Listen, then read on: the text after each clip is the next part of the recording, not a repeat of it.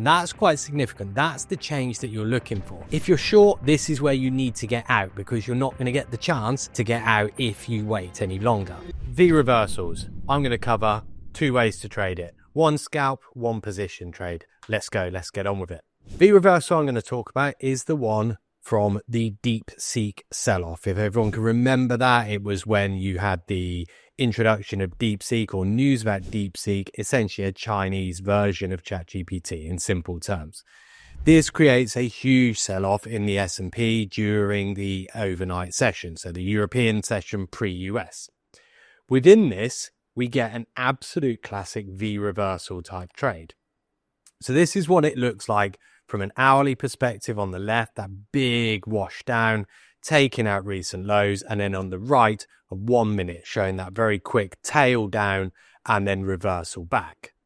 What we're going to do today is dig into what exactly is the V-reversal, what part of it can you actually trade, and how can you turn this into a scalp and a position trade. Trading is all about different variations, different approaches to how you do things. It's something I cover throughout any of the courses that we do. No 2 traders are the same. No 2 V-reversals will be traded the same either. So if you want to understand a little bit more about how we train this, click on the link below, come and have a look at one of our webinars. Right, let's get on to it. What is the concept behind a V-reversal? Well, what you're looking for on a V-reversal is a reasonably steady sell-off. So you've got a market that is dropping. Now, once you start to fall far enough, buyers are starting to get put under pressure. You've also got people chasing to sell. Now, these are people who are long trying to get out. These are also people who feel that they can no longer wait for it to bounce and they have to participate. What then happens is this steady sell-off starts to pick up pace. And this is the kind of pressure building as the market drops. This effectively is a sign of panic. It's a sign of exhaustion. Ultimately, new sellers are only going to chase so far. And the people who are really, really chasing are those who are trapped. Now, once the people who are long, trapped, have sold, there is no more selling to be done. This is now the point where anybody who's trying to buy has to act quick. Because as soon as you feel that sense of exhaustion, of panic from sellers, there's nothing left. So buyers will now chase the market back, which is what creates this V shape. Once you've got that, now you've got to get onto this. And there's 2 approaches. Like I said, first approach is a scalp, what I would call flow opportunity. And we're going to go and look at the ladders of how you trade this. The next one is your technical swing opportunity. So let's go and cover each of those. First up then, this is the scalp version. What I have got there on the screen is a 15-second chart. And it really, really illustrates the steady sell-off followed then by this sort of clear V structure. All of those red sequential candles, red after red after red after red, is where you start to get this exhaustion phase. Look at the volume as well under those candles. Big, big increase in volume. Now, what will happen during this is you will get a quite steady sort of persistent selling that picks up pace. It's quite a nice one to be sure, because the market will rotate and it will constantly keep on sort of ratcheting down. As it hits the low, and you don't know where the low is, so don't try and guess it, the market will bounce quickly off the low. You'll get a very distinct change in the way it is trading. At this point, that is the place to get long. Now, this is the tricky bit. It's a flow thing. It's about a quick reaction. And the quick reaction should get you in.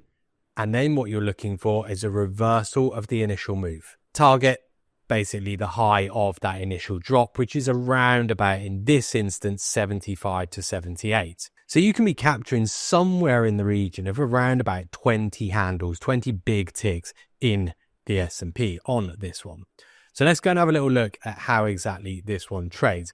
When we start off, we'll actually be starting off with a position short going into this. But what we're going to be looking at is the end of the move as we move from 62 down into the mid 40s. And what you'll notice here is you'll see this sort of very distinct pace in the market. If you watch the footprint, look at how little trades on the right hand side, which is people buying into the offers. As it starts to accelerate, as it really pushes on through, and you can see we're holding sort of 61, 62 here. As it starts to accelerate, you see very, very little on the right-hand side of the footprint, very, very little buying, and it's just constant tick, tick, tick, tick, tick down. Now, if you're sure, this is wonderful. And what you're waiting for is the acceleration towards the downside. Note we just held there at 55s as well. And what I'd always be thinking on the way down is, what are the references that we're holding at? We held 61, we just held 55, now we're starting to push down again. And this is where we start to really see it pick up. 55 trade, we just traded 50, we're trading 48. It's not slowing down a great deal here. And then you get this quick jump off the low. And that's quite significant. That's the change that you're looking for. If you're short, this is where you need to get out, because you're not going to get the chance to get out if you wait any longer. We're back above 55 now as well. This is a chance to try and buy. So you want to be looking to try and get long somewhere above 55 and at least around about 61 if you can't get in before that. So 55, the point to then try and get in. Miss that. Now got to try and get rid of your previous orders and then get in a little bit higher up. So looking to then go for 58. But you can see that we very much changed from that steady down, down, down, down, down. We're now starting to get this push towards the upside. So the initial exhaustion has happened. Now's the time for the entry to try and play back towards 75 to 78, which was the high of that initial move. This is a very quick little scalp trade here, trying to take some of the position out at 61, 62. Remember, that was a previous reference. And then what we're looking for is continuation. So scalped a bit to 61, 62. Now look at that footprint. It's just step, step, step, step, step, step, straight back up. The next areas you're looking for, and use the volume on the ladder. Very little volume traded until you get that 600 where the offer goes at 72. That's your next target. You can try and get out at 72, and still you've then got in your mind 75 approximately is the top of that initial drop. So that's your bigger target up at 75. Now it's just a case of waiting. You can get bids in lower down if this reverses back towards 61, 62. Remember, that was a decent area of support. You can enter down at 61, 62. The offer's been removed. We're looking to see if this can rush through 72. If it doesn't and it stalls around 71, the idea is then to scale out a little bit more there, cover around 71 area. There you go, 71 trades. Does it rush up? Nope, it's struggling. So you see then the cursor there to try and exit a little bit more around about that 71 area. Again, position exited or nearly exited. You will see that in a moment. And this is now where the market's starting to settle down that little bit more. We're now trading up, deleting any previous orders, now trading up, looking towards that sort of 75, 76. This is a prime place to get out. And I think if you're just going to approach this and say, right, I'm out of the trade, I can give it up at around about 75, job is done. In this instance, though, this is where you might want to try and change this around and look to make this more of a swing trade. So how do you make this a swing trade? Let's go and look at that side of things. We've got an offer in. That's going to be the exit of the trade, but it takes another 4 or 5 minutes to reach that point. So we're going to look then at this from a swing perspective. We've seen the entry. So we managed to get in around about 58, 62 area. Now, there's an alternative to this. If you're approaching this as a swing type trade, and you can do this with these quick V reversals. A V reversal is a fantastic example of the end of a move. So if you've got that, what you can then use is a longer time frame chart. Go back and look at significant levels. Now on the left hand side, what you'll see is these previous lows at 62. So now that we've rushed through 62, and remember that was a reference on the way down, rush through 62 back above, there's your chance to buy. Now that does give you quite a big stop below the low, so your stop's going to go down at around about 47. But it shouldn't go back there. This is a V reverse. So you can buy 62.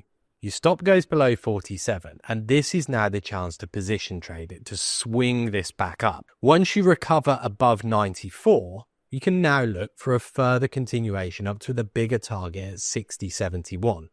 So yes, you're risking 15 big ticks on this swing trade, but your reward on this is somewhere in the region of 100 ticks. Well worth that 7-to-1 risk reward. So there's two approaches. You can understand the flow side of things and scalp that quick move from 58 back to the mid 70s, or you can swing it. And if indeed you've actually positioned yourself here within that flow trade, you could be in a nice position at 58.62 anyway.